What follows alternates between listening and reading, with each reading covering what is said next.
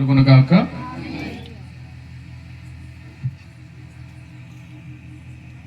ప్రభునందు ప్రియమైన దేవుని ప్రజలారా,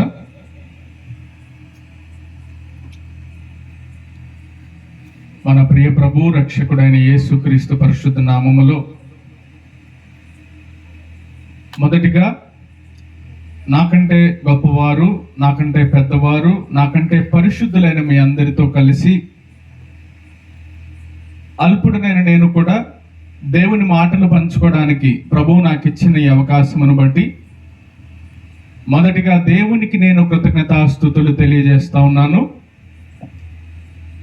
ఆ తదుపరి నన్ను ప్రేమించి ఆహ్వానించినటువంటి దైవజనులు, దేవుని సేవలో విరివిగా వాడబడుతున్నటువంటి బలమైన సైనికుడు దైవజనులు అనిల్ అన్నకి నా హృదయపూర్వక ధన్యవాదాలు తెలియజేస్తున్నాను. అలాగే పాస్టర్ గారికి, వారి యొక్క బిడ్డలకు, అసలు నేను పాస్టర్ గారికి పరిచయం అవ్వడానికి గల కారకుడు మధ్యలో ఉన్నారు అజయ్ అన్నకు కూడా నా హృదయపూర్వకమైనటువంటి ధన్యవాదాలు తెలియజేస్తా ఉన్నాను. అదేవిధంగా స్థానిక దైవజనులు విజయవాడ నుంచి మరి సుదూర ప్రాంతం నుండి మనలను ప్రేమించి మన వద్దకు వచ్చినటువంటి శామ్ పాస్టర్ గారికి కూడా నా హృదయపూర్వకమైనటువంటి వందనాలు తెలియజేస్తున్నాను. లాస్ట్ బట్ నాట్ లీస్ట్, దేవుని సన్నిధికి భక్తి శ్రద్ధలతో విచ్చేసిన గనులైన మీ అందరికీ నా హృదయపూర్వకమైన శుభాలు. అందరికీ వందనాలండి. అందరూ బాగున్నారా? దేవుడు మిమ్మల్ని దీవించును గాక. ఆమేన్. గట్టిగా చెప్పండి. ప్రియులారా, లేఖనాలను చదువుకున్నాం. ఇప్పటి వరకు కూడా చక్కటి పాటల ద్వారా ప్రభునామాన్ని మహింపరుచుకున్నాము. కొద్ది నిమిషాలు దేవుని మాటలు ధ్యానం చేసుకుందాం. అందరూ బైబిల్ తెచ్చారా? ఒకసారి నాకు చూపిస్తారా? Let me see your bibles. అందరూ మీ బైబిల్ నాకు చూపించండి. మంచిది ప్రియులారా, లేఖన భాగాన్ని ధ్యానం చేసుకుందాం. పరమగీత గ్రంథము 5వ అధ్యాయము. బైబిల్ తెచ్చిన వారుంటే తెరవండి, నేను చదువుతాను. నాతో పాటు శ్రద్ధగా మీరు చూడండి. పరమగీత గ్రంథము 5వ అధ్యాయము 2వ వచనము నుండి 6వ వచనం వరకు నేను చదువుతాను. అందరూ జాగ్రత్తగా ఆలకించండి. అమ్మ, మీరందరూ సిద్ధంగా ఉన్నారా? సిద్ధంగా ఉంటే దేవునికి స్తోత్రం చెప్పండి. కొంచెం బిగ్గరగా చెప్పండి. ఇక బైబిల్ చూడండి. పరమగీత గ్రంథము 5వ అధ్యాయము 2వ వచనం. నేను నిద్రించితనే గాని నా మనస్సు మేలుకొని ఉన్నది. నా సహోదరి, నా ప్రియురాల, నా పావురమా, నిష్కళంకురాల, ఆలకింపుము. నా తల మంచుకు తడిసినది, నా వెంట్రుకలు రాత్రి కురియు చినుకులకు తడిసినవి. నాకు తలుపు తీయమనుచు నా ప్రియుడు వాకిలి తట్టుచున్నాడు. నేను వస్త్రము తీసివేసి తిని, నేను మరలా దాన్ని ధరింపనేలా. నా పాదములు కడుగుకొంటిని, నేను మరలా వాటిని మురికి చేయనేలా. తలుపు సందులో నా ప్రియుడు చేయి ఉంచగా, నా అంతరంగము అతని ఎడల జాలిగొనెను. నా ప్రియునికి తలుపు తీయ లేచి తిని, నా చేతుల నుండి నా వేళ్ల నుండి జతామాంసి గడియల మీద స్రవించెను. నా ప్రియునికి నేను తలుపు తీయునంతలో అతడు వెళ్ళిపోయెను. అతని మాట వినుటతోనే నా ప్రాణము సొమ్మసిల్లెను. నేను అతన్ని వెదకినను, అతడు కనబడకపోయెను. ప్రియులారా, దయచేసి మీ బైబిళ్లను మూసివేసి ఇక నా వైపు మీరు చూడండి. ప్రతి ఒక్కరు కూడా శ్రద్ధగా దేవుని మాటలు ఆలకించండి. తలలు వంచండి, కళ్ళు మూసుకొనండి. చిన్న ప్రార్థన చేసుకుని వాక్యోపదేశంలోనికి వెళదాం. పరిశుద్ధుడు అయిన మా తండ్రి, మమ్మల్ని మిక్కిలిగా ప్రేమిస్తున్న మా యేసు రాజా, సర్వశక్తిమంతుడా, సజీవుడు అయిన క్రీస్తు, నీ సేవకులమైన మేమందరము సమాజముగా కూడి ఈ సన్నిధానంలో చేరి ఉన్నాము తండ్రి. నీ కృపను బట్టి, నీ ప్రేమను బట్టి, నీ వాత్సల్యతను బట్టి నీకే మహిమ, ఘనత, ప్రభావములు ఆరోపించుకుంటున్నాము రాజా. ఈ శ్రేష్టమైన రాత్రికాల సమయములో నీ నామము పేరట మేమందరము చేరి ప్రభువా హృదయపూర్వకముగా నేను ఆరాధించుటకు సహాయం చేశారు. మీకు వందనాలు నాయన. మేము లేఖనములను ధ్యానించబోతూ ఉండగా నీ ఆత్మ చేత మమ్మలను నింపండి. నీ పరిశుద్ధాత్మ యొక్క సంచారమును మా మధ్య మీరు జరిగించమని ప్రార్థన చేస్తున్నాం. పరిశుద్ధుడా నీకు స్తోత్రము చెల్లిస్తున్నాము తండ్రి. వచ్చిన ప్రతి ఒక్కరితో మీరు మాట్లాడండి. ఎవ్వరిని విడిచిపెట్టకుండా దిట్టమైన చోటున మేకు దిగగొట్టినట్లుగా మా అందరి హృదయాలలో నీ మాటలను దిగగొట్టి బ్రతుకంతా నీ వాక్యమును అనుసరించి జీవించినట్లుగా మీరు మాకు సహాయం చేయమని ప్రార్థన చేస్తున్నాం తండ్రి. నీకు వందనాలు. వచ్చిన ప్రతి ఒక్కరితో ఎవరికి ఎటువంటి మాటలు అవసరం శుద్ధ నామములో ప్రార్థించి అడిగి వేడుకుంటున్నాము తండ్రి. ఆమేన్. అందరూ గట్టిగా చెప్పాలి ఆమేన్. మీరు నాకు రెస్పాండ్ అవ్వకపోతే ప్రసంగం లేట్ అయిపోయింది. ప్రసంగం లేట్ అయిపోతే మీరే ఇంటికి ఆలస్యంగా వెళ్ళాల్సి వచ్చింది. కాబట్టి గివ్ మీ ఏ క్విక్ రెస్పాన్స్. నేను రెస్పాన్స్ అడిగినప్పుడు దయచేసి వెంటనే మీరు నాకు రెస్పాన్స్ ఇస్తే మనకి ఇవ్వబడిన తక్కువ సమయంలోనే దేవుని మాటలను ఎక్కువగా మనం ధ్యానం చేసుకోవడానికి వీలు పడుతుంది. దేవునికి స్తోత్రం చెల్లించండి. హల్లెలూయా. ప్రియులారా, చదవబడినటువంటి లేఖన భాగము పరమగీత గ్రంథములో నుండి 5వ అధ్యాయము 2, 3, 4, 5, 6 వచనములలో నుండి తీసుకొనబడింది. మీరందరూ కూడా నా వైపు చూడాలి. బైబిల్ చూడొద్దు ఎవరు, నా వైపు చూడండి. ఈ పరమగీత గ్రంథము భక్తుడైనటువంటి సొలొమోను రాసినటువంటి పుస్తకాలలో ఒక పుస్తకము పరమగీతము. ఎవరు రాశారు చెప్పండి? సొలొమోను గారు రాశారు ఈ పుస్తకం. ఈ పుస్తకము ఏ రూపంలో రాయబడింది అని అంటే బైబిల్ గ్రంథము 3 రకాలుగా మనం చదవాలి. మీరు ఎప్పుడు లేఖనాలు చదివినా 3 విషయాలను దృష్టిలో ఉంచుకొని లేఖనాలు చదవాలి. ఎప్పుడు ఒకే రకంగా వాక్యాన్ని చదివితే ఆ వాక్యం మనకి సరిగా అర్థం కాదు. వాక్యాన్ని మొదటిగా అక్షరార్థంగా మనం చదవాలి, ఉన్నది ఉన్నట్లుగా చదవాలి. రెండవది అలంకార రూపంలో ఉన్న వాటిని అలంకార రూపంలోనే చదవాలి. మూడవది మర్మయుక్తమైనటువంటి సంగతులను పరిశుద్ధాత్మ ద్వారా మనము తెలుసుకొనుటకు ప్రయాసపడాలి. మొదటిది అక్షరార్థం, ఉన్నది ఉన్నట్లుగా అర్థం చేసుకోవలసినటువంటి వాక్యము, అక్షరార్థమైన వాక్యము. రెండవది అలంకారప్రాయము. అలంకారము అంటే ఈ పరమగీత గ్రంథం అంతా కూడా అక్షరార్థముగా మీరు ఎన్నిసార్లు చదివినా మీ హృదయానికి సరిగా అర్థం కాదు ఈ పరమగీత గ్రంథము. దేవునికి స్తోత్రం చెప్పండి. హల్లెలూయా. మరి ఎలా చదవాలి పాస్టర్ గారు అని అంటే ఇది అలంకార ప్రాయముగా రాయబడింది కనుక అలంకారము వెనకున్నటువంటి ఆత్మను మనం గుర్తించాలి. అలంకారము వెనకున్నటువంటి ఆత్మను గుర్తించాలి. ఈ పరమగీత గ్రంథము మొదటి నుండి చివరి వరకు అలంకార ప్రాయముగా రాయబడింది. అలంకార ప్రాయం అంటే ఏంటి పాస్టర్ గారు అని అంటే చదువుకున్న పిల్లలు ఉన్నారు, వారికి ఈజీగా అర్థం అవుతుంది. కానీ కొంతమంది చదువు లేని వారు ఉన్నారు కదా, వారికి కూడా అర్థం అవ్వడానికి ఒక చిన్న ఉదాహరణ చెప్తాను. మీరు జాగ్రత్తగా నా వైపు ఆలకించండి. దేవునికి స్తోత్రం చెప్పండి. హల్లెలూయా. అలంకార ప్రాయము అంటే కొత్తగా పెళ్ళయిందండి, కోడలు కాపురానికి వచ్చింది, తల్లేమో కష్టపడి కొడుకుని ప్రయోజకుడిని చేసింది, ప్రభుత్వ ఉద్యోగాన్ని సంపాదించేంత ప్రయోజకుడిని చేసింది. కొడుకు బాగా చదువుకున్నాడు, మంచి గవర్నమెంట్ జాబ్ సంపాదించాడు. మరి కొడుకు బాగా చదువుకున్నాడు కదా, మరి వచ్చే కోడలు కూడా బాగా చదువుకుంటే కొడుకుకి ఉపయోగకరంగా, నాకు కూడా ప్రయోజనకరంగా ఉంటుంది అని చదువుకున్న కొడుకుకి చదువుకున్న కోడలిని తీసుకొని వచ్చింది. ఆ కోడలు వస్తూ 10 లక్షల రూపాయల కట్నం కూడా తీసుకొచ్చింది. ప్రియులారా, ఎంత తెచ్చింది? ఈ రోజుల్లో చదువుకోని కోడళ్ళే అత్త మాటలు సరిగా వినరు. కానీ ఈ కోడలు 10 లక్షల రూపాయల కట్నం తెచ్చింది. కాపురం జరుగుతూ ఉండగా ఈ కోడలు బాగా చదువుకుంది, బాగా కట్నం కూడా తెచ్చింది. కాబట్టి వచ్చినప్పటి నుంచి మొదటి రోజు నుండే అత్తని కనీసం లెక్క కూడా చేయట్లేదండి. అత్తమ్మని లెక్క చేయట్లా. ఈ అత్తకి బాగా కోపం వస్తుంది.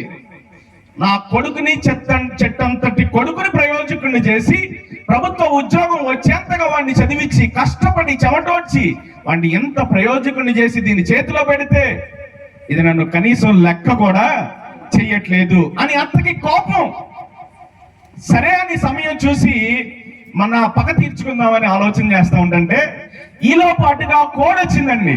ఆ కోడిని చూసి మొదలష్టపు కోడి, ఈ కోడి ఎప్పుడు చచ్చుద్దో అని అందంటండి. 10 లక్షల రూపాయల కట్నం తెచ్చిందని దీని మిడిసిబాటు ఎప్పుడు పోతో చూస్తా దీని మిడిసిబాటు అందంట. మొత్తానికి ఎవరిని తిట్టింది ఈవిడ? ఏ ఊర్లో అయినా సరే 10 లక్షలు తెచ్చేటువంటి కోళ్ళు ఉన్నాయా? కట్నం తెచ్చే కోళ్ళు ఉన్నాయా మీ ఊర్లో? కాబట్టి ఈ అత్త తిట్టింది ఎవరిని? కోడల్ని. కనబడేది కోడి, కానీ తిట్టింది ఎవరిని? కోడల్ని. ఈ కోడలు ఏమన్నా తక్కువ చదువుకుందా అంటే అత్త కంటే 7 ఆకులు ఎక్కువే చదివింది. ఈ లోపు అంతలో కుక్క వస్తే తెచ్చి ముసలి కుక్క 50 ఏళ్ళు వచ్చినా కానీ గుమ్మ వదలట్లా, ఎప్పుడు చచ్చుద్దో అంది. కనబడేదేంటి? కుక్క, కానీ ఎవరిని తిట్టింది? అత్తని తిట్టింది. ఇప్పుడు ఈ అలంకార భాష మీకు అర్థం కావడానికి చెప్పా. కనబడేది ఒకటి, దాని వెనకున్నటువంటి పరమార్థము మరొకటి. యేసయ్యకి స్తోత్రం చెప్పండి, హల్లెలూయా. ఈ పరమగీత గ్రంథం అంతా కూడా అలంకార ప్రాయముగా రాయబడింది. అక్కడ మంచం అనుంటే మంచం కాదు, కంచం అనుంటే కంచం కాదు, దాని వెనక వేరొక పరమార్థము ఉన్నది. కాబట్టి ఈ అలంకార రూపంలో రాయబడినటువంటి ఈ పుస్తకాన్ని మనందరం కూడా ఆత్మావేశము చేత చదవగలిగితే, పరిశుద్ధాత్మని యొక్క సహాయము ద్వారా చదవగలిగితే, అందులో ఎన్నో దైవోపదేశములు ఉన్నాయి. వాటన్నిటి ద్వారా దేవుడు ఈ రోజు మనతో మాట్లాడబోతున్నాడు. నమ్మిన వారు యేసయ్యకి స్తోత్రం చెప్పండి, హల్లెలూయా. గట్టిగా చెప్పండి. కాబట్టి పరమగీతములో అలంకార ప్రాయముగా రాయబడినటువంటి ఈ పుస్తకములో 5వ అధ్యాయము 2వ వచనము నుండి నేను మరలా చదువుతున్నాను, జాగ్రత్తగా ఆలకించండి. నేను నిద్రించితినే గాని నా మనస్సు మేలుకొని ఉన్నది. నా సహోదరి, నా ప్రియురాల, నా పావురమా, నిష్కలంకురాల, ఆలకింపుము. నా తల మంచుకు తడిసినది, నా తల వెంట్రుకలు రాత్రి కురియు చినుకులకు తడిసినవి. నాకు తలుపు తీయమనుచు నా ప్రియుడు వాకిలి తట్టుచున్నాడు. అప్పుడు షూలమితి అంటుంది, నేను వస్త్రము తీసివేసి తిని, నేను మరలా దాన్ని ధరింపనేలా? నా పాదములు కడుగుకొంటిని, నేను మరలా వాటిని మురికి చేయనేలా?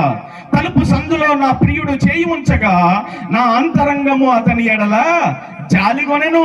నా ప్రియునికి తలుపు తీయలేచి తిని, నా చేతుల నుండి నా వేళ్ల నుండి జటామాంసి గడియల మీద స్రవించెను. నా ప్రియునికి నేను తలుపు తీయనంతలో అతడు ఏమైపోయాడు? వెళ్ళిపోయాడు. యేసయ్యకి స్తోత్రం చెప్పండి, హల్లెలూయా. అందరూ ఇప్పుడు ఐ నీడ్ యువర్ రాప్ట్ అటెన్షన్. మీరందరూ కూడా ఖచ్చితమైనటువంటి అటెన్షన్ నాకు ఇవ్వాలి. మీరు వాక్యం సరిగా వినకపోతే సరిగా ఈ ప్రసంగం మీకు అర్థం కాదు. చాలా జాగ్రత్తగా మీరు ఈ మాటలు వినాలి. ఇప్పుడు ఈ పరమగీతంలో ఉన్నటువంటి క్యారెక్టర్లు 2, ఒకటి షూలమితి, 2 సొలొమోను. అందరూ చెప్పండి, మొదటి క్యారెక్టర్ ఎవరు? ఒకటి షూలమితి, 2 సొలొమోను. ఈ షూలమితి, ఈ సొలొమోను ఎవరికి సాదృశ్యంగా ఉన్నారు పాస్టర్ గారు? నేను చెప్పా కదా, ఈ పుస్తకం అంతా కూడా ఏ భాషలో రాయబడింది? అలంకార భాషలో రాయబడింది. కాబట్టి షూలమితి అంటే షూలమితి కాదు, సొలొమోను అంటే సొలొమోను కాదు. మరి షూలమితి అంటే ఎవరు అనంటే, ఈ షూలమితి యేసుక్రీస్తు ప్రభువు వారి యొక్క నూతన నిబంధన సంఘానికి సాదృశ్యము. ఎవరికి సాదృశ్యం? నూతన నిబంధన సంఘానికి సాదృశ్యం. ఈ సొలొమోను ఎవరికి సాదృశ్యము అనంటే, పరమ సొలొమోను అయినటువంటి, పరమ జ్ఞాని అయినటువంటి, ఆ మహారాజు అయినటువంటి యేసుక్రీస్తు ప్రభువుల వారికి సాదృశ్యం. అందరూ స్తోత్రం చెప్పండి, హల్లెలూయా. మొదటిది షూలమితి ఏమో ఎవరికి సాదృశ్యం?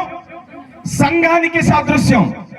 సొలొమోనేమో యేసు ప్రభువుల వారికి సాదృశ్యం. అయితే ఇక్కడ చదవబడినటువంటి లేఖన భాగములో మనం చదివినటువంటి వాక్య భాగంలో రాయబడి ఉన్న మాటలు ఏమిటంటే, ఈ సొలొమోను ఆ షూలమితిని ఎంతగానో ప్రేమించి అతడు ఆ షూలమితిని కలుసుకోవడానికి రాత్రనక పగలనక అడవిలో ఎడారిలో తిరుగుతూ లెబనోను పర్వతముల మీద గుండా సంచరించి షూలమితిని కలవడానికి ఇంటికి వచ్చాడు. ఈ సొలొమోను ఎంత ప్రయాసపడి తన ప్రేయసి అయినటువంటి షూలమితిని కలవడానికి వచ్చి తన ఇంటి తలుపులు తట్టగా ఆ షూలమితి వెంటనే తలుపు తెరవలేదు. ప్రియులారా, మీరు ఈ పరమగీత గ్రంథం అంతా చదవండి. ఈ షూలమితిని సొలొమోను ఎన్నిసార్లు కలుసుకున్నాడు తెలుసా? 2 సార్లు కలుసుకున్నాడు. ఒకసారి ఎప్పుడు అనంటే, ఈ పరమగీతము 3వ అధ్యాయము 4వ వచనములో మొదటిసారి కలుసుకున్నాడు. మీరు బైబిల్ చూడొద్దు, అందరూ నా వైపు చూడండి, అందరూ నా వైపు చూడాలి. ఎవరు బైబిల్ ఓపెన్ చేద్దామా? నేను చెప్పినప్పుడు తీయండి చాలు. ఈ ఇద్దరు అమర ప్రేమికులైనటువంటి సొలొమోను షొలొమితి ఎప్పుడు కలుసుకున్నారు అని అంటే 3వ అధ్యాయము 4వ వచనములో ఒకసారి కలిశారు. ఇప్పుడు మనం చదువుకున్నటువంటి 5వ అధ్యాయము 7వ వచనములో రెండోసారి కలిశారు. యేసయ్యకి స్తోత్రం చెప్పండి, హల్లెలూయా. ఈ 2 సార్లు కలవడం దేనికి సాదృశ్యమో తెలుసా? మొదటిది సొలొమోను షొలొమితితో ప్రదానము చేసుకున్నాడు. 2వసారి కలిసినప్పుడు అతడు వివాహం ఆడడానికి వచ్చాడు. యేసయ్యకి స్తోత్రం చెప్పండి, హల్లెలూయా. కాబట్టి మొదటిసారి వచ్చాడు ఎప్పుడు? 3వ అధ్యాయంలో. 3వ అధ్యాయంలో వచ్చి ప్రేయసి అయినటువంటి షొలొమితితో అతడు ఏం చేసుకున్నాడు? ప్రదానం చేసుకున్నాడు. He was betroth to his beloved.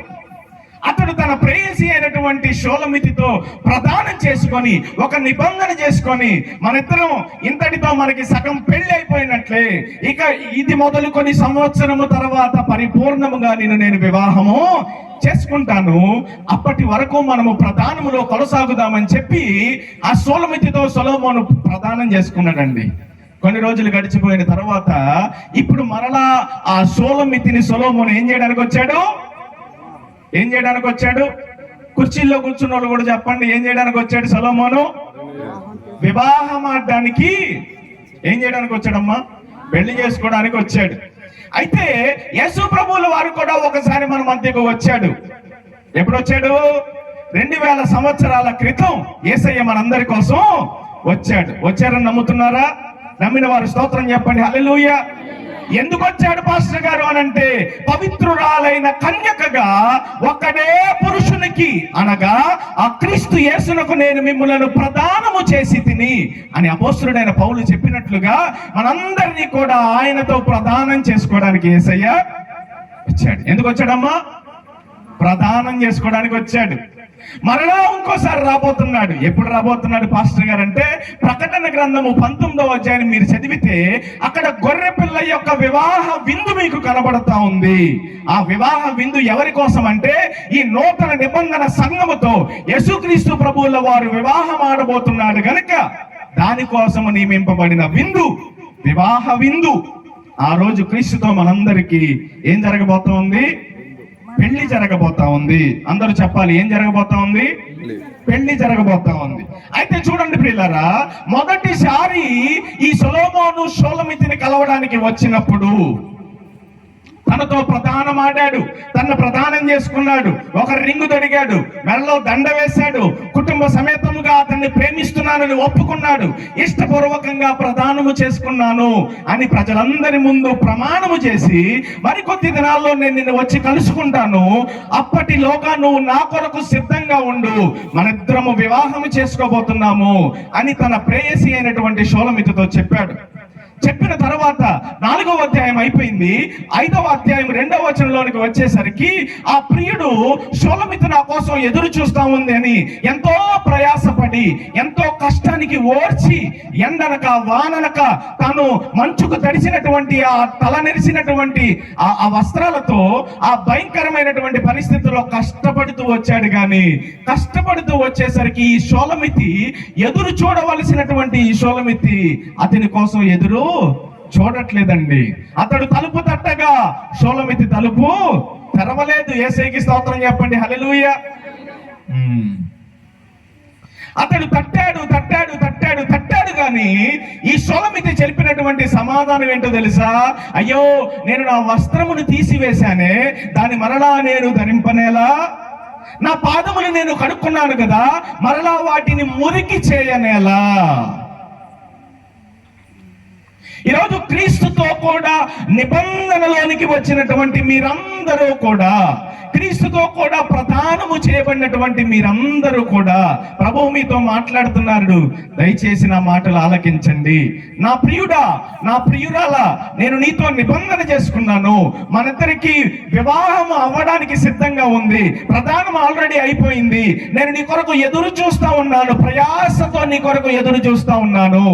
అయితే ప్రభువు మనతో మాట్లాడుతున్నాడు. అన్నాడు, మనము యేసుక్రీస్తులోనికి నిబంధనలోనికి వచ్చాము, ఆయన యొక్క రక్షణలోనికి వచ్చాము, ప్రభువు మన రక్షకుడిగా అంగీకరించాం, కానీ ఆ వివాహ విందుకు మనము సిద్ధముగా లేము. స్తోత్రం చెప్పండి, హల్లెలూయా. ఈరోజు ప్రభువు నీ యొక్క హృదయ తలుపులు తడుతూ ఉన్నాడండి. ఆ సొలొమోను ఏం చేస్తున్నాడు? బయట నిలబడి తలుపు తడుతూ ఉన్నాడు. ఇదే విధంగా యేసుక్రీస్తు అనబడిన ఈ ప్రధానమైనటువంటి పరమ పురుషుడు ఈరోజు నీ తలుపు తడుతూ ఉన్నాడు. కానీ చాలా మంది ఏం చేశారంటే యేసు ప్రభువుని తలుపు బయట ఉంచారు, కానీ వారి యొక్క హృదయం అనేది తలుపు లోపలికి రావడానికి వారు అంగీకరించట్లేదు. ఈరోజు యేసు ప్రభు యొక్క స్థానం నీ గుండెల్లో ఉందా, నీ గుండె బయట ఉందా? యేసు ప్రభు అడుగుతున్నటువంటి ప్రశ్న.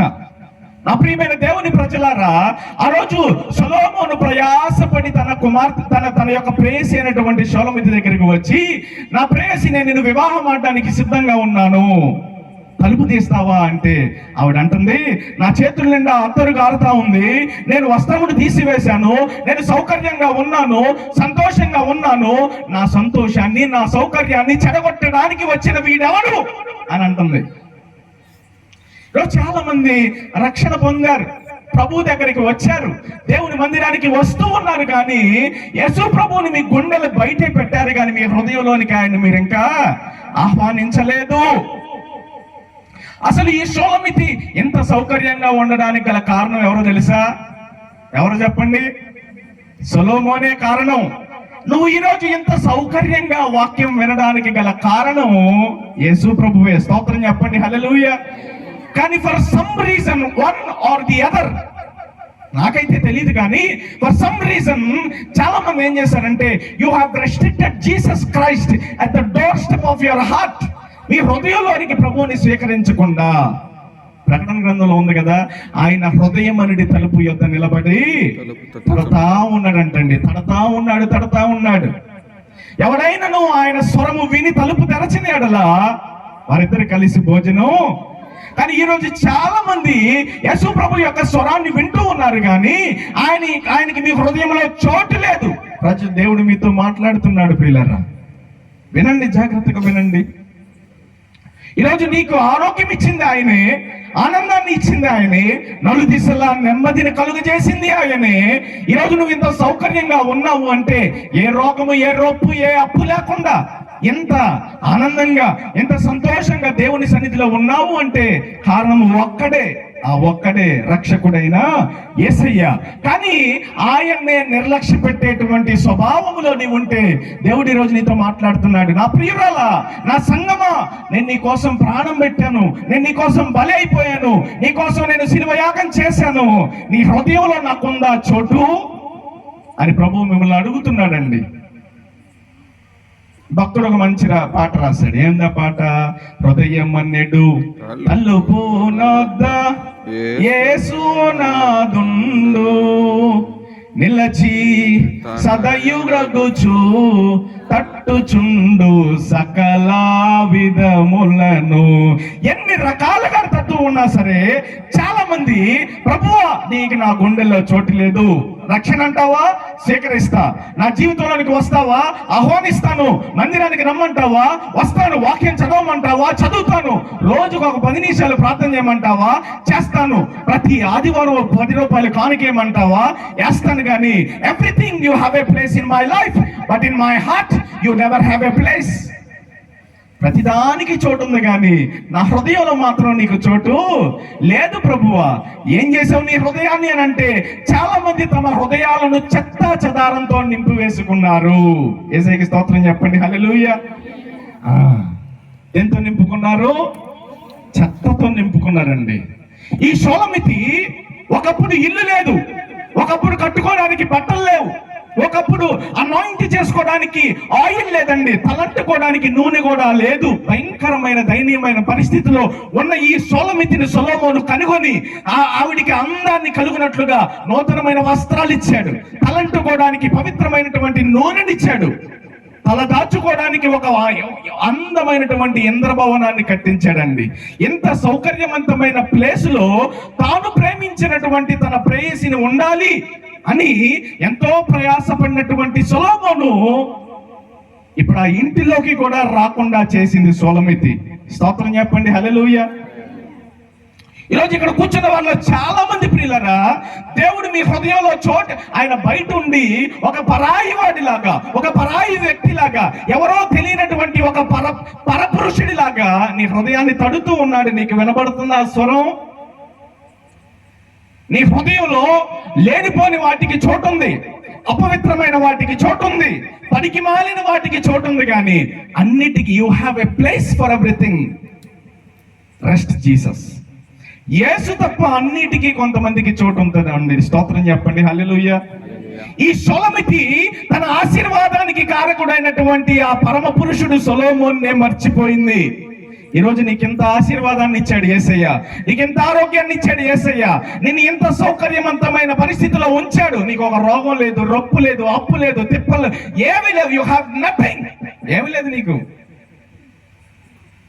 ఎంత సౌకర్యవంతమైన ప్లేస్ లో నిన్ను ఉంచితే, నిన్ను ఎంత సౌకర్యవంతమైన ప్లేస్ లో ఉంచడానికి ఆ సిలువలో ఎంత ప్రయాసపడ్డాడో ఆ ప్రయాసని మర్చిపోయావు. ఆ ప్రయాసపడ్డటువంటి క్రీస్తును కూడా నువ్వు, స్తోత్రం చెప్పండి, హల్లెలూయా. ఈరోజు అలాంటి పరిస్థితులు ఎవరైనా ఉంటే దయచేసి ఆ పరమ సొలొమోను యొక్క స్వరము మీకు వినబడనివ్వండి. దయచేసి వినండి. ఆయన అడుగుతున్నాడు, నా కుమారి, నా కుమారుడా, నా ప్రేయసి, నా ప్రాణ ప్రియురాలా, నా పావురమా, నా స్వరం మీకు వినబడతా ఉందా? నీ గుండెల్లోనికి నన్ను రానివ్వు. ఒక్కసారి నీ గుండెల్లోకి నేను వచ్చాను అనంటే నీ జీవితాన్ని ఇంకా అందంగా తీర్చిదిద్దుతాను. పెండ్లి ఇంటి వారు పెండ్లి కుమార్తెను అలంకరించినట్లుగా దేవుని వాక్యము సెలవిస్తా ఉంది, దీనులను ఆయన రక్షణతో అలంకరిస్తాడంట. స్తోత్రం చెప్పండి, హల్లెలూయా. ఈరోజు నీ జీవితానికి అందాన్ని ఇచ్చేవాడు యేసయ్య. నీ జీవితానికి ఒక సొగసును కలుగజేయవాడు. He gives beauty to your life.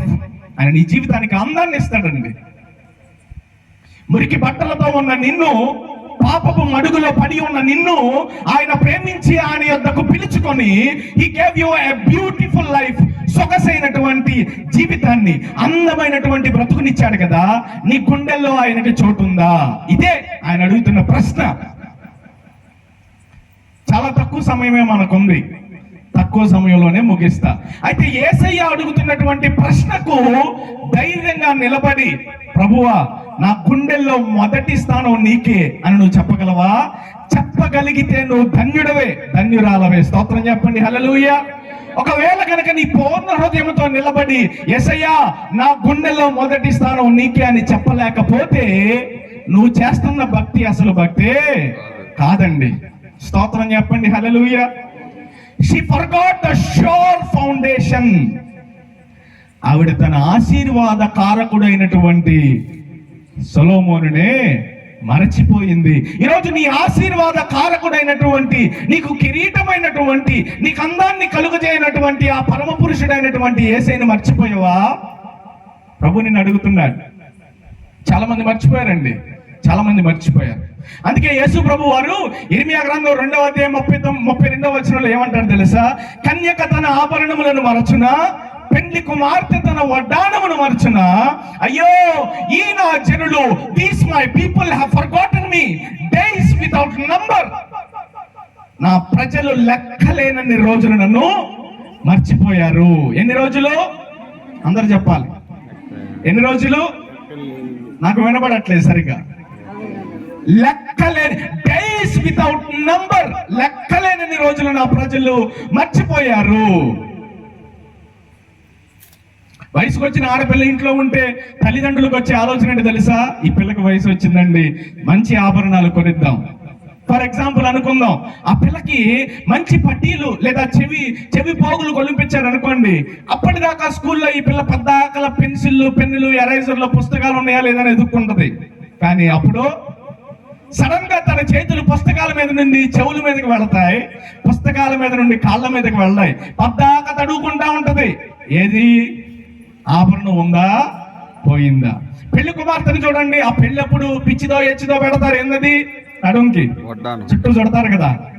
ఏంటది? వడ్డానం. ఆ వడ్డానాన్ని ఈ పెళ్లి కూతురు చూడండి, పెళ్లిలో పద్దాకలు సర్దుకుంటానే ఉంటారు. స్ట్రైట్ గా ఉందా, ఒకవైపు వంగిపోయింది. పెళ్లిలు అంటే పాస్టర్ గారిగా పెళ్లిళ్ళు చూస్తూ ఉంటామండి. స్తోత్రం చెప్పండి, హల్లెలూయా. ఈ పెళ్లి కుమార్తె వడ్డానమును మర్చిపోదు కదా, కన్యక తన ఆభరణములను మరవదు కదా. నా ప్రజలకు అలంకారమైన నన్ను, నా ప్రజలకు అందాన్ని ఇచ్చే నన్ను, వారికి సొగసైన కిరీటమైనటువంటి నన్ను వారు ఎలా మర్చిపోయారు? అయ్యో ఇశ్రాయేలు, నీకు నాశనము కలిగింది ఇందు మూలము చేతనే కదా అన్నాడు. స్తోత్రం చెప్పండి, హల్లెలూయా. మీరు కొంచెం సౌకర్యంగా ఉన్న వెంటనే ప్రభు మర్చిపోతున్నారేమో. దేవుడు కొంచెం సౌకర్యవంతమైన ఒక ఉద్యోగము, ఒక వివాహము, లేదా ఒక గవర్నమెంట్ జాబ్, లేదా చేసుకోవడానికి ఒక పని, లేదా కట్టుకోవడానికి మంచి ఇంటినో దేవుడు ఇవ్వగానే ఒకప్పుడు యేసయ్య కోసం పరిగెట్టేవాడివి, ఇప్పుడు ఇంట్లో కూర్చొని ఐపీఎల్, టీవీలు, సీరియల్ చూస్తున్నావు.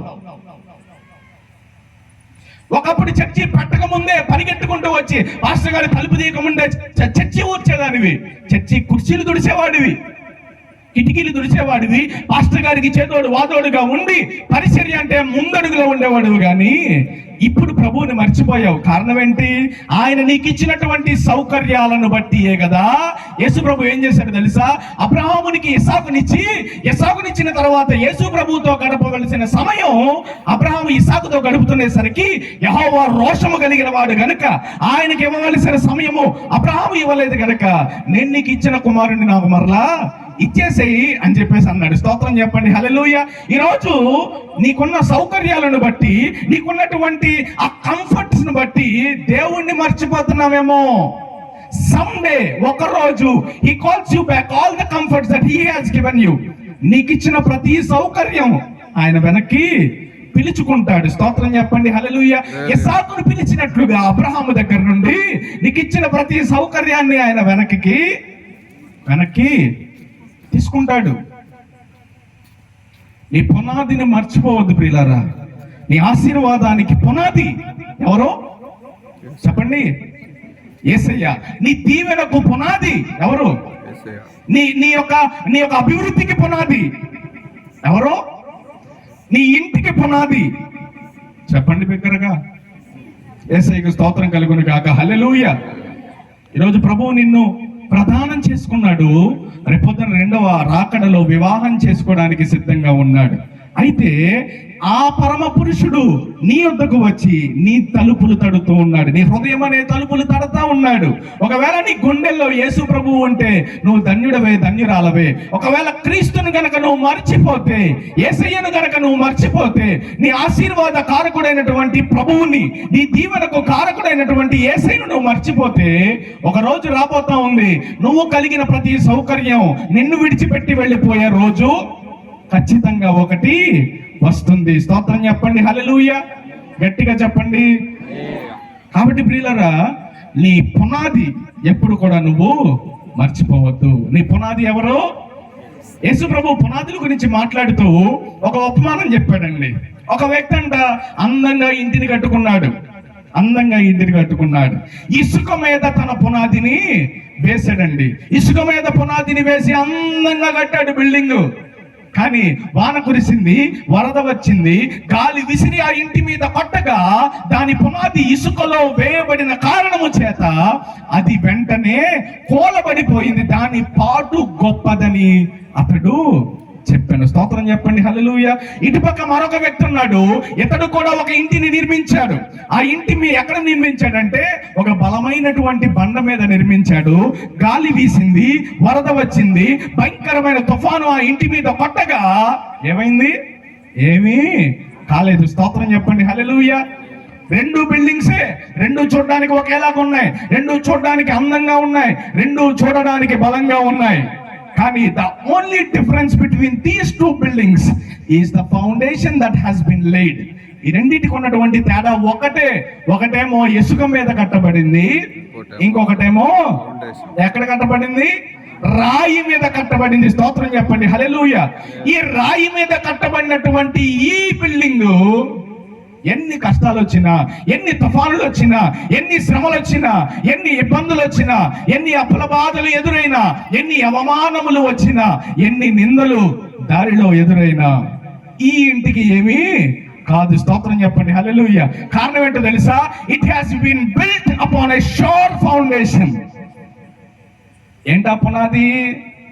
అపోస్తలుడైన పౌలు అంటాడు కొరింథీయులకు రాసిన మొదటి పత్రిక 3వ అధ్యాయములో, వేసిన పునాది తప్ప వేరొకటి మరి ఒకటి వేయజాలడు, ఆ పునాది ఎవరనగా రక్షకుడైన యేసుక్రీస్తు. స్తోత్రం చెప్పండి, హల్లెలూయా. ఆయన తప్ప వేరొక పునాది, ఆయన తప్ప వేరే పునాది. ఈరోజు యేసు ప్రభువు అనే ఆ పరమ పురుషుని మీద నీ ఇంటిని కట్టుకో, అది కలకాలము వర్ధిల్లుతుంది. స్తోత్రం చెప్పండి, హల్లెలూయా. నువ్వు ఇసుక మీద ఎంత పెద్ద బిల్డింగ్ కట్టినా కానీ అది ఏంటది, ఆ కష్టమంతా బూడిదలో పోసిన పన్నీటితో సమానమే. దేవునికి మహిమ కలుగును గాక, హల్లెలూయా. ఈరోజు దేవుడు నీతో మాట్లాడుతున్నాడు. Forget not your foundation. నీ పునాదిని నువ్వు మర్చిపోవద్దు.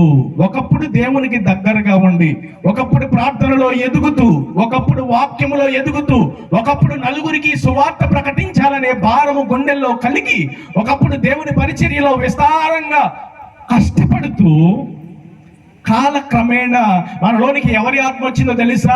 The spirit of Pharaoh is working in the church today. ఆ రోజు ఫరో గుండెల్లో పనిచేసినటువంటి ఆ భ్రమపరచు ఆత్మ, ఏ ఆత్మది? ఏ ఆత్మ? ఫరోకి ఏమైంది తెలుసా?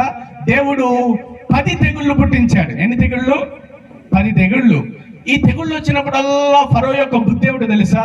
తెగులు వస్తుంది, ఆ తెగులుకు బాధించబడుతున్నప్పుడు మోషేని పిలుస్తాడు, అయ్యా నా పక్షంగా నీ దేవుడైన యెహోవాను వేడుకో, ఈసారి నీ ప్రజలు వదిలేస్తా, ఈ కీడు కనుక పోతే, ఈ తెగులు కనుక పోతే మీ ప్రజలను వదిలేస్తానయ్యా, దయచేసి నా పక్షంగా యెహోవాను వేడుకోవా అనగానే పాపం అమాయకుడు సాత్వికుడు మోషే వెంటనే వెళ్ళి మోకాళ్ళేసి, యేసయ్యా అనగా పడవా అనేవాడు.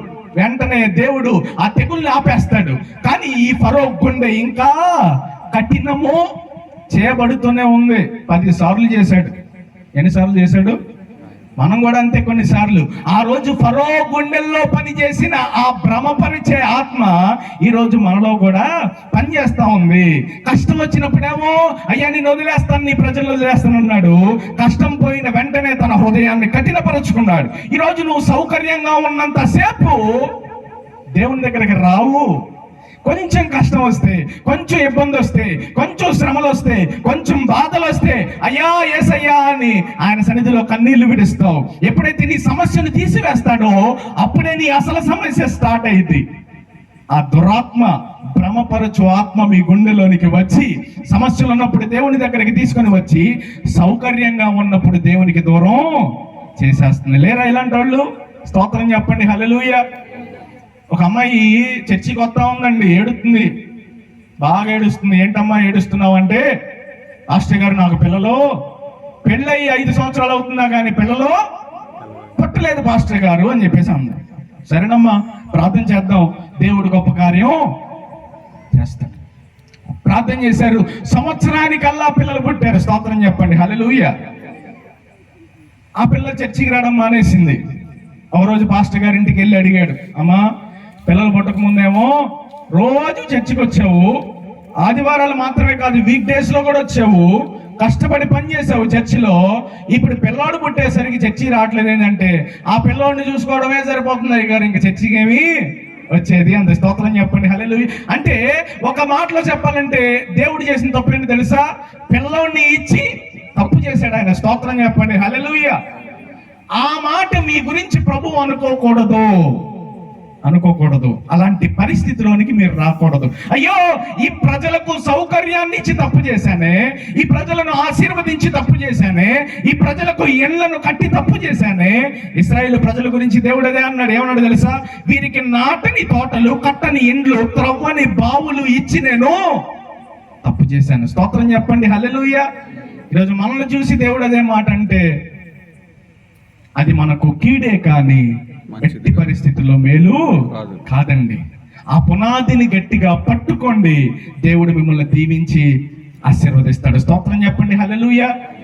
ఈరోజు ఒక్క చిన్న ఉపమానం చెప్పేసి నా ప్రసంగాన్ని ముగించేస్తాను. నా తర్వాత దైవజనులు ఉన్నారు, వారు కూడా దేవుని మాటలు చెప్పవలసి ఉంది. ఈ స్త్రీ పునాదిని మర్చిపోయింది, కానీ మీరు దయచేసి పునాదిని మర్చిపోవద్దు. Forget not your foundation.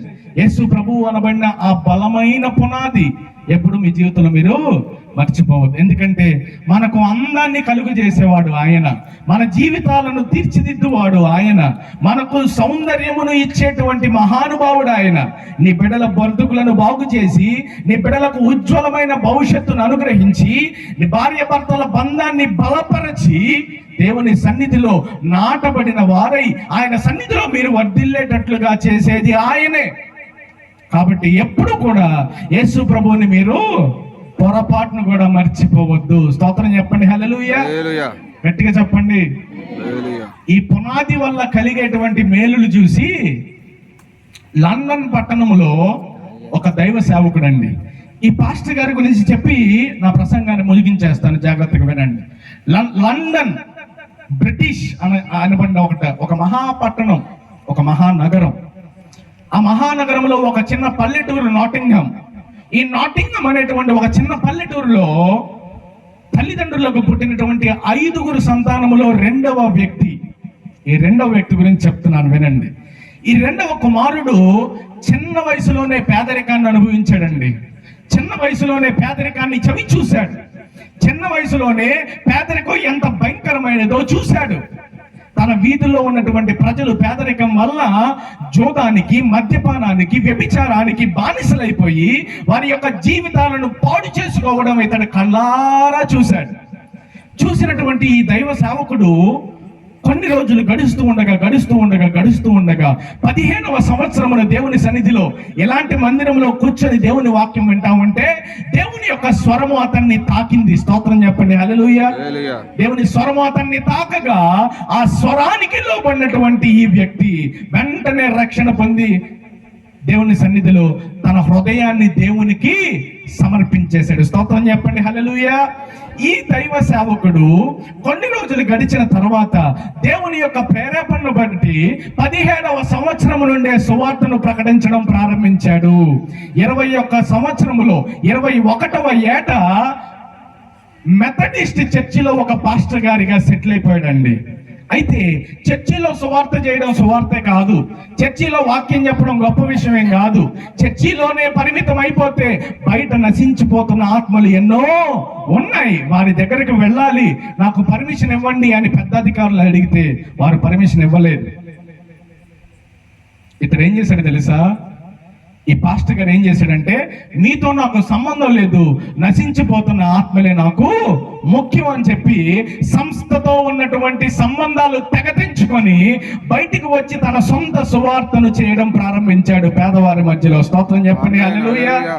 ఈ పేదవారందరూ కూడా ఈ సువార్థికుడు వచ్చి సువార్త చెబుతా ఉంటే ఆ సువార్థికుడిని రాళ్లతో కొట్టడం, కర్రలతో దాడి చేయడం, భయంకరంగా హింసించడం ప్రారంభించాడండి. ఎవ్వరు కూడా ఆయన మాట వినట్లేదు. ఒక 5 నిమిషాల్లో ప్రసంగాన్ని ముగించేస్తా. స్తోత్రం చెప్పండి, హల్లెలూయా. ఎవ్వరు కూడా ఈ పాస్టర్ గారి మాట వినట్లేదండి. కానీ ఈయనకు చిన్నప్పటి నుంచి నేర్చుకున్నటువంటి ఒక విద్య ఉంది. తను ఈ గ్యాప్ లో పెళ్లి కూడా చేసుకున్నాడు అయ్యగారు. ఏంటి ఆ విద్య అనంటే, అతడు సర్కస్ చేస్తాడు, పిల్లి మొక్కలు వేస్తాడు. పిల్లి మొక్కలు తెలుసు కదా, పిల్లి మొక్కలు అంటే సర్కస్. స్తోత్రం చెప్పండి, హల్లెలూయా. ఇతడు సర్కస్ చేసే విషయంలో కొంచెం ఎక్స్పీరియన్స్ ఉన్నటువంటి వ్యక్తి. అయ్యా సువార్త వినండి, యేసు ప్రభువు మీకోసం వచ్చాడు, రక్షింపబడండి, మీ పేదరికాన్ని తొలగిస్తాడు, మీ పాపాన్ని తుడిచేస్తాడంటే ఎవడు పట్టించుకోవట్లా. పాస్టర్ గారు ఏం చేయడం స్టార్ట్ చేశాడు? సమాజంలో అందరూ ఎక్కడైతే మందు తాగుతున్నారో అక్కడికి వెళ్ళి పిల్లి మొక్కలేయడం స్టార్ట్ చేశారండి. అప్పట్లో నాటింగ్హామ్లో 5 ఇండ్లకు వచ్చి ఒక బార్, 5 ఇళ్లకి ఒక బార్ షాప్, ప్రతి 5 ఇళ్లకి ఒక బార్ షాప్ ఉంది. అంత భయంకరమైన పరిస్థితిలో ఉన్నటువంటి ఆ ప్రజల మధ్య ఈయన పిల్లి మొక్కలేసేవాడండి. ఎప్పుడైతే సర్కస్ చేసేవాడో జనాలందరూ చూసి ఆడ కూర్చొని ఆశ్చర్యంగా చూస్తూ ఉండేవాళ్ళు. భలే వేస్తున్నాడు రా పిల్లి మొక్కలు అని ఆశ్చర్యంగా చూస్తుంటే ఈ జనాలందరూ గుమిగూడినల్లే ఈయన పిల్లి మొక్కలు లేదు, పెద్ద మొక్కలు లేదు, బైబిల్ తీసుకోవాలి, సువార్త చెప్పేవాడు. స్తోత్రం చెప్పండి, హల్లెలూయా. ఎప్పుడైతే ఇతడు సువార్త చెప్పడం స్టార్ట్ చేశాడో వెంటనే కొన్నాళ్ళకి మరి వీడు అట్టాగే పిల్లి మొక్కలు వేస్తాడరా, జనాలందరి దగ్గరికి వెళ్ళంగానే ఆ పిల్లి మొక్కలు ఆపేసి వాక్యం చెబుతాడు. ఎందుకు రా బాబు వాడి దగ్గరికి వెళ్ళొద్దని చెప్పేసి జనాలు ఎవరు ఆయన దగ్గరికి రావట్లేదండి. దేవుని యొక్క భారం మాత్రం గుండెల్లో రగులుతా ఉంది.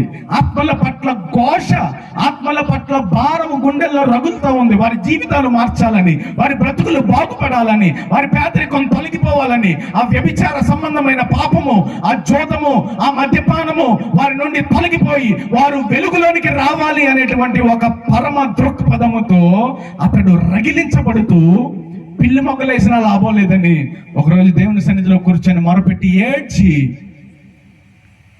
ఆయన చేసిన పని ఏంటో తెలుసా? ఆ భార్యను పిలిచాడండి.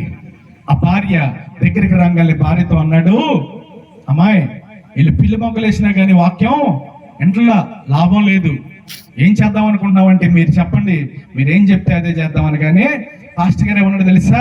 పాస్టర్ గారి దగ్గరికి పిలిచి అమ్మా ఎట్రా అని చెప్పాడు. పాస్టర్ గారి దగ్గరికి వచ్చింది. వీళ్ళిద్దరూ పాస్టర్ గారు భార్య భర్తలు అయినప్పటికీ అయ్యగారు అమ్మగారు దగ్గరికి రాగానే పాస్టర్ గారు అన్నాడు, అమ్మా నువ్వేమనుకోవద్దు, ఈ ప్రజలు ఎలాగైనా రక్షింపబడాలంటే, ఈ నశించిపోతున్న ఆత్మలు ఎలాగైనా ప్రభు సన్నిధికి రావాలి అంటే నా దగ్గర ఒక చిన్న ఉపాయం ఉంది, చేస్తావా అంటే నువ్వేది చెప్తే అది చేస్తా అయ్యగారు అని చెప్పేసి అంది. అప్పుడు పాస్టర్ గారు అన్నాడు, నీ జాకెట్ కొంచెం చింపుతాను, నీ చీర కొంచెం నలుపుతాను, నీ పూలు కొంచెం చెదరగొడతాను, నువ్వు వీధుల్లో గుండా పరిగెట్టుకొని కాపాడండి కాపాడండి అని అరుస్తూ ఈ వీధుల్లో గుండా పరిగెట్టు, నీ వెంబడి నేను కూడా పరిగెడతా, అప్పుడు ఈ ప్రజలు నేను నిన్నేదో చేయబోతున్నానని నా వెంట పరిగెడతారు కదా అని చెప్పేసి అప్పుడు వారికి సువార్త మనం ప్రకటించవచ్చు అని అన్నాడండి. ఈ భార్య ఎవరైనా ఒప్పుకుంటారా మాటకి? అమ్మ మీరైతే ఒప్పుకుంటారా?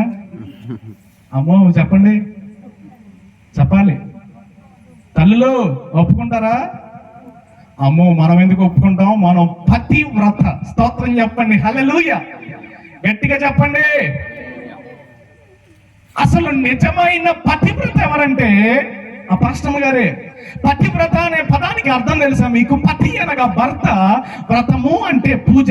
తన జీవితాన్ని భర్తను పూజించడానికి ప్రతిష్ఠించుకున్నటువంటి స్త్రీ పతివ్రత. స్తోత్రం చెప్పండి, హల్లెలూయా. ఆ రోజు ఆ పతివ్రత, ఆ పాస్టమ్మ గారు ఆ పురుషుడైనటువంటి తన భర్తకు వ్రతంగా తన జీవితాన్ని అప్పగించుకోండి, మీరేది చెప్తే అదే చేస్తాను పాస్టర్ గారు అంది.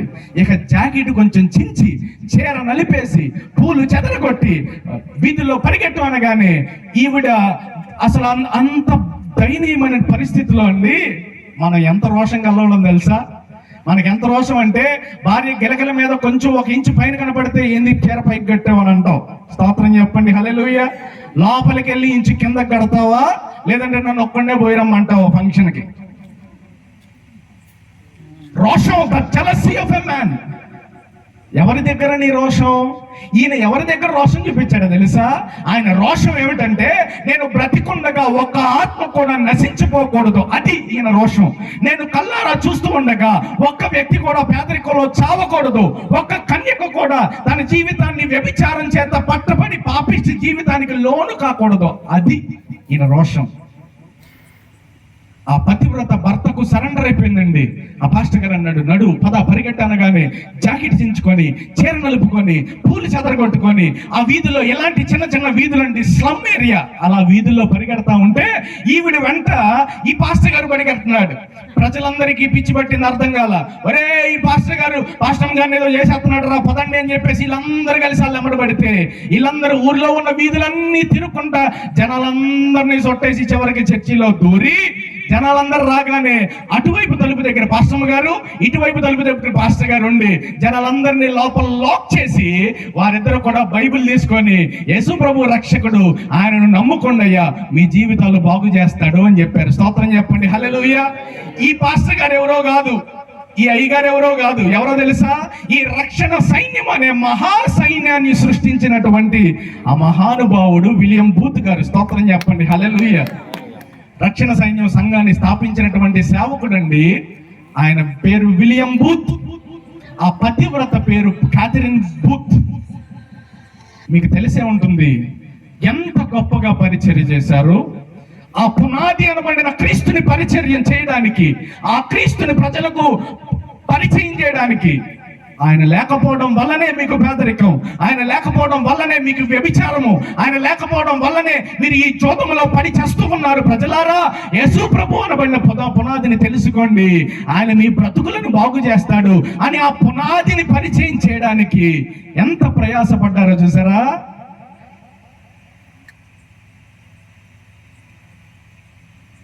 పునాదిని పరిచయం చేయడానికి ఆ రోజు వాళ్ళు కంకణం కట్టుకొని భార్య యొక్క పరువును కూడా తృణీకరించి, జనాలు నిన్ను చూసినా పర్లేదు, జనాలకు నువ్వు నీచంగా కనబడినా పర్లేదు, వాళ్ళ బ్రతుకులు బాగుపడితే అదే చాలమ్మా, యేసు ప్రభుని వారు రక్షకుడిగా అంగీకరిస్తే అదే చాలు, వారి జీవితాలు వెలుగులోనికి వస్తే అదే 10,000, మనం ఏమైపోయినా పర్వాలేదు.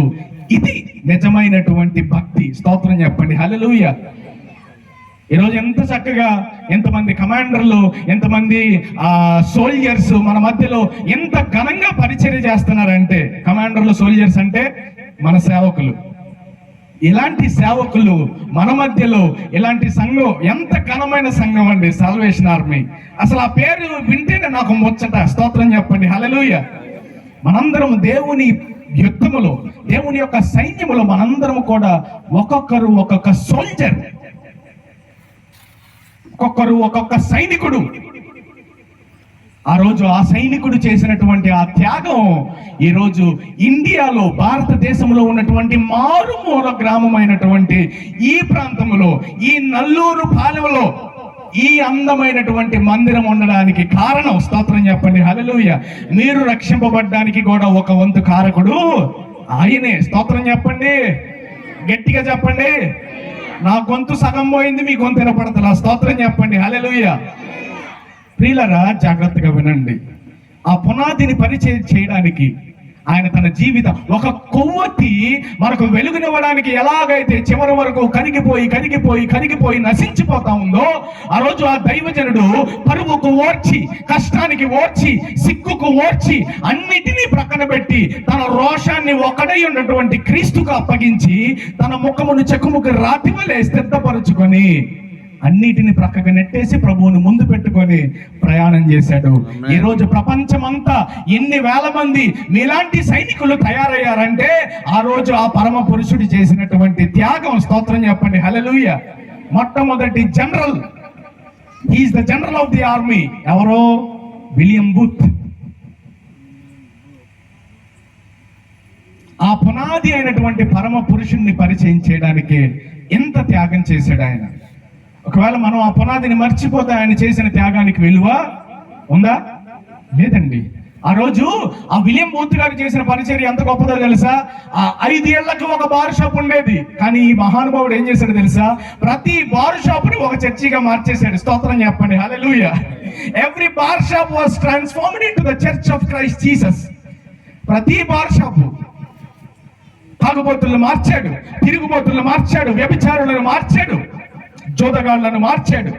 తమ జీవితాన్ని తమ చేతుల్లో పాడు చేసుకుంటున్న వారికి విలువైన విద్య అందించాడండి. కడుపు నిండా అన్నం పెట్టాడు, కంటి నిండా నిద్రనిచ్చాడు, జీవితం అంతా గౌరవాన్ని, డిగ్నిటీని ఇచ్చాడు. నిరంతరము వారితో ఉండేట్టుగా రక్షణ భాగ్యమును కలుగు చేశాడు. స్తోత్రం చెప్పండి, హల్లెలూయా. కొంచెం గట్టిగా చెప్పండి. ఈరోజు మనం ఆ పునాదిని మర్చిపోతే ఆయనకు మహిమ కలగదండి. ఇలాంటి వారి త్యాగమును మీరు జ్ఞాపకం చేసుకోండి. ఆ పునాది అయిన క్రీస్తుని ఎప్పుడు కూడా మీరు మరచి, షోలమితి చేసిన పొరపాటు మీరు ఎప్పటికీ చేస్తారా? చేయొద్దండి. మీకు 2 చేతులు ఎత్తి జోడించి నమస్కరించి చెప్తున్నాను, నాకంటే పెద్దోళ్ళే అందరూ. స్తోత్రం చెప్పండి, హల్లెలూయా. దయచేసి మీ జీవితంలో ఎన్ని ఉన్నా, ఎన్ని పోయినా, ఏది ఉన్నా, ఏది లేకపోయినా సరే, యేసు ప్రభువును మాత్రం హత్తుకొని జీవించండి కడ వరకు. స్తోత్రం చెప్పండి, హల్లెలూయా. ఆ పునాదిని ఎప్పుడు మీరు మర్చిపోవద్దు. ఎన్ని ఉన్నా, ఎన్ని లేకపోయినా, ఏది ఉన్నా, ఏది లేకపోయినా యేసు ప్రభువుని కలిగి ఉంటే మీ అంత భాగ్యము ఇంకెవరికి లేదు. అందుకే మోషే అంటాడు, ఇశ్రాయేలు నీ భాగ్యం ఎంత గొప్పది, యెహోవా రక్షించిన నిన్ను పోలిన వాడెవడు అన్నాడు. స్తోత్రం చెప్పండి, హల్లెలూయా. నిన్ను పోలిన వాడు ఇంకోడు లేడు. Blessed art thou, O Israel, who is like unto thee, a nation that is saved by the Lord. నీ భాగ్యం ఎంత గొప్పది ఇశ్రాయేలు. యెహోవా రక్షించిన నిన్ను పోలిన వాడు ఇంకొకడు, నన్ను పోలిన వాడు ఇంకొకడు లేడు. కారణం ఏంటో తెలుసా? నేను అందగాండను, నేను పాటగాండను, ఆటగాండను, నేను నైపుణ్యము కలిగినటువంటి చేతగాండను కాదు, కానీ నేను రక్షింపబడ్డాను గనుక, ఆయన రక్తము చేత కడగబడ్డాను గనుక నన్ను పోలిన వాడి ప్రపంచంలో ఇంకొకడు ఏది ఉన్నా ఏది లేకపోయినా. యోబు వలె యేసయ్యను మీరు హత్తుకోండి. అన్ని పోయినాయి. యోబు ఏమన్నాడు? యెహోవా ఇచ్చెను, యెహోవాయే ఆయన నామమునకే మహిమ కలుగును గాక. స్తోత్రం చెప్పండి. హల్లెలూయా. ఈరోజు దయచేసి అందరూ లేచి నిలబడండి, ప్రార్థన చేసుకొని ఈ ప్రసంగాన్ని మనం ముగించుకుందాం.